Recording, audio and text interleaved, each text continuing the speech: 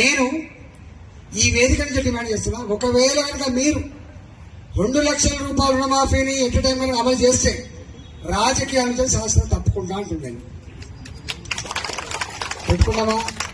Habit చర్చ ఎక్కడంటే చర్చ పెడుతుంది. ప్రతి మహిళకి 44 లక్షల మందికి పెన్షన్లు ఇవ్వడానికే ఎలకలబడ్డ ఆనాడు ప్రభుత్వం అప్పుడప్పుడు మధ్య మధ్య ఒక నెల పెన్షన్ ఇవ్వబోతుంది. ఈ నెల పెన్షన్ 2 నెలలకు వస్తుంది. మరి వారేమో నాకు తెలిసి ఆడబిడ్డల సంఖ్య ఈ రాష్ట్రంలో జనాభా 4 కోట్ల పైచిలకే, 4 కోట్ల పైచిలకే. ఇప్పుడు 2011 ప్రకారంగానే 3.7 crores, ఇవాళ 4.5 కోట్లలో 5 కోట్లలో.